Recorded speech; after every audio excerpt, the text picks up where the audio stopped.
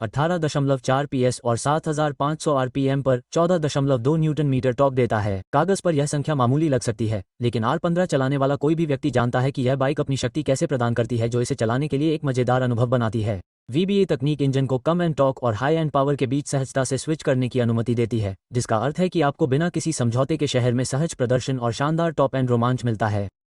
6 speed gearbox चिकना और सटीक है, और मानक सहायता और स्लिपर क्लच के जुड़ने से सहज डाउनशिफ्ट और लीवर प्रयास में कमी सुनिश्चित होती है, जो आक्रामक कॉर्नरिंग या भारी ट्रैफिक के दौरान विशेष रूप से सहायक होती है। लेकिन यहाँ चीजें वास्तव में रोमांचक हो जाती हैं। 2025 या 15 V5 अब यामाहा के क्विक शिफ्टर के साथ आता है, जो सिर्फ टॉप और ट्रिम्स पर ही नहीं बल्कि सभी वेरिएंट में स्टैंडर्ड है।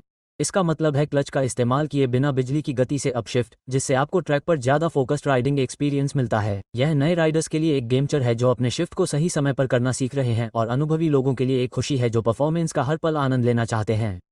Frame Trident tested delta box chassis है, जो अपनी मजबूती और स्थिरता के लिए जाना जाता है।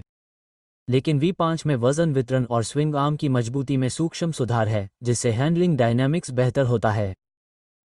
चाहे आप कोनों में झुक रहे हों या ट्रैफिक में घूम रहे हों, बाइक स्थिर, अनुमानित और शानदार रिस्पॉन्सिव लगती है।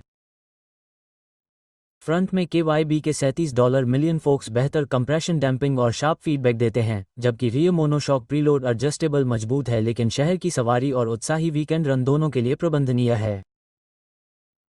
ब्रेकिंग का काम फ्रंट में 282 मिलीमीटर डिस्क और रियर में 220 मिलीमीटर डिस्क द्वारा किया जाता है। दोनों को डुअल चैनल ABS द्वारा सपोर्ट किया गया है। ABS कैलिब्रेशन को 2025 के हिसाब से बेहतर बनाया गया है, जिससे बिना ज्यादा दखलंदाजी के तेज इंटरवेंशन मिलता है।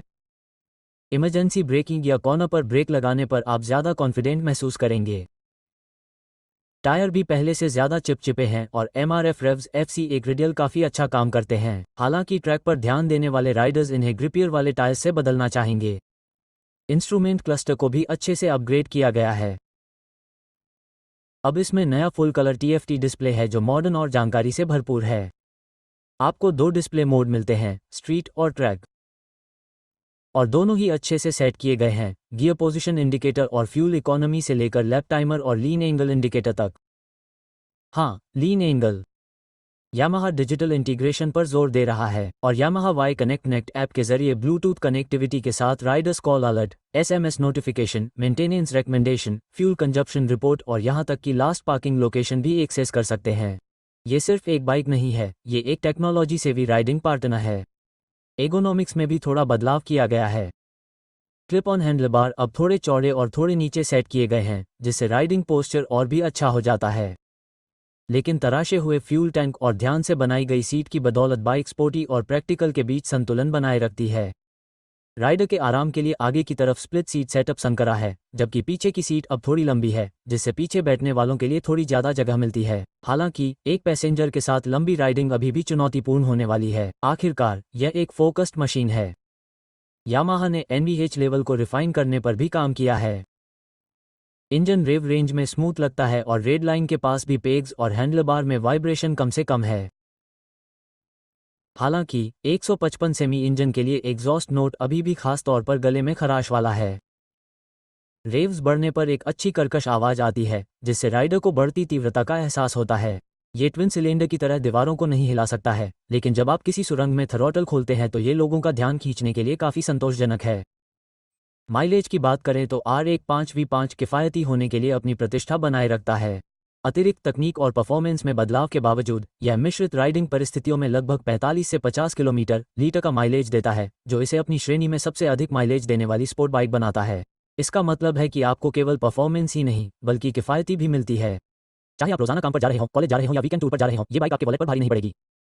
कीमत की बात करें तो 2025 यामाहा R15 V5 की कीमत पाकिस्तानी बाजार में लगभग 92,500 पाकिस्तानी रुपये या भारत में लगभग 1.95 लाख रुपये है, जो वेरिएंट और क्षेत्र पर निर्भर करता है। हालांकि 155 सेमी बाइक के लिए ये कीमत बहुत ज़्यादा लग सकती है, लेकिन आप जो भुगतान कर रहे हैं वह केवल इंजन डिस्प्लेसमेंट के लिए नहीं है।